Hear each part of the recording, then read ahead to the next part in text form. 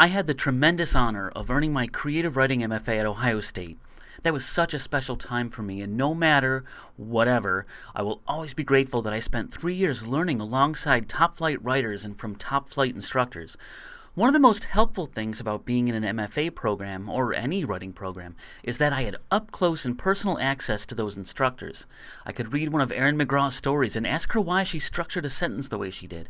I could ask Lee K. Abbott, may he rest in peace, why he chose a particularly musical phrase, Lee Martin why he chose to dramatize a particularly unsympathetic character. In this video, I am going to answer a question you didn't ask and tell you why I began my YA novel, my I Want song, the way that I did. But first, a word from our sponsor.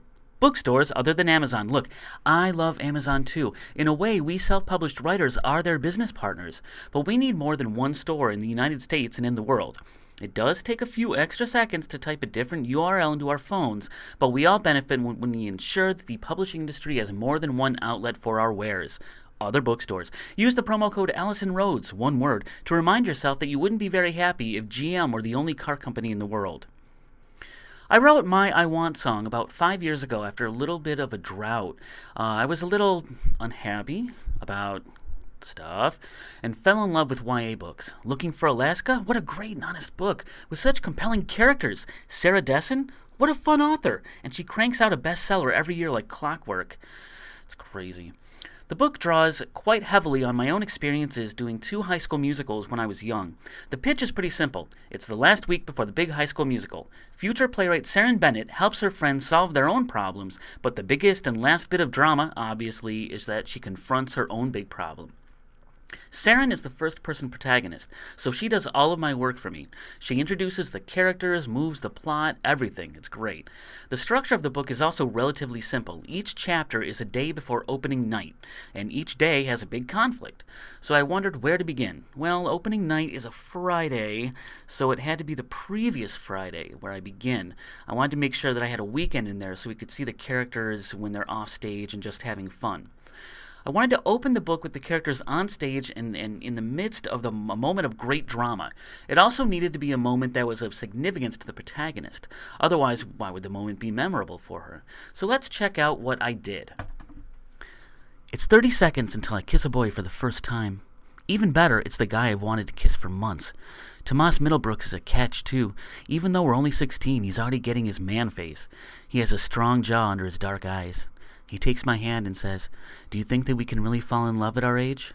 "Sure," I say, "but there are all kinds of love. The kind that lasts and the kind that is short and fleeting." I walk a few feet away from him. Playing hard to get, maybe? Tomas follows. "Which kind do you think we have?" I turn and look deeply into his eyes. "Does it matter?" Here we go. A couple of dozen people are watching us, but I put them out of my mind as our faces slowly come together. Our lips are 3 inches apart. Now 2. Now 1. Now, my first kiss.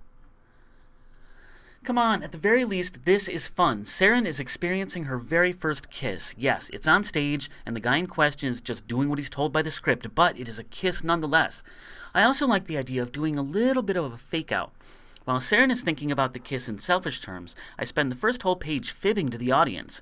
Seren and Tomas are reciting lines. They're not speaking honestly to each other as themselves. Now, there's nothing inherently wrong with beginning in medias res, in the middle of things, or beginning a creative work in something other than reality. I had a responsibility to ensure, however, that the reader knew very clearly that I was fibbing. That's why I broke the kiss scene with Miss Robey, the teacher, literally shouting cut and speaking about the next scene. All good things must end. This kiss is no different. Tomas squeezes my hand as we part. Just because something is fleeting doesn't mean that it can't last forever. That's when Miss Robey shouts, "Cut! Okay, fantastic job in that scene, Tomas and Seren. That's good for now. Can we set up for What About My Life?" The writer leads the reader along. We can take them anywhere, we just need to make sure that we do so clearly and fairly. Speaking of which, I knew I needed to explain what an I Want song is. That's why I spend time on the next page describing what that term means, and doing so in Seren's voice using references that Seren would use. In case you are unaware, an I Want song is a song in a musical in which a character literally expresses what they want. If you listen to Evita, the character literally sings, "I want to be famous, I want to be rainbow high." That's what she wants. So I thought that would be a cool title for a book.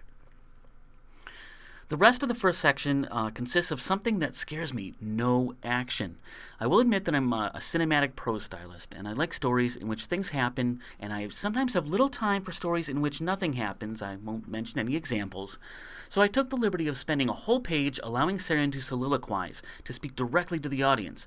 But then I break into a completely new section and get right back into the dramatic present. So, for example, on the next page, I write, "This is my I Want song. I want to live a wonderful life. I want my name, Seren Bennett, to be on the tips of the tongues of the talented and famous. I want to feel as though I'm rich, even if I have an artist bank account. I want to be loved by people who can't leave me because they need me as much as I need them. I want to live a deeply creative life in which I spend all of my time thinking about the beauty of the world.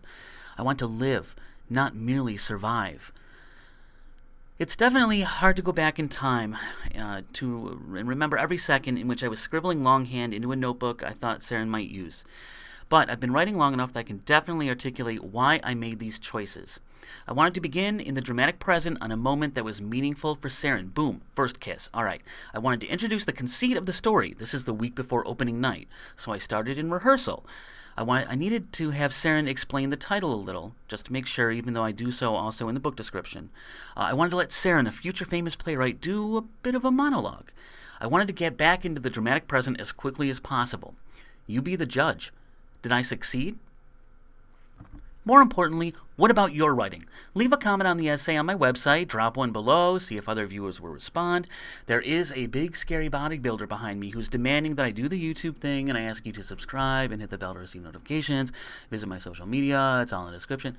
But seriously, please do so. So until next time, this is Kenneth Nichols for Great Writer Steele and Allison Rhodes Books reminding you, books are good.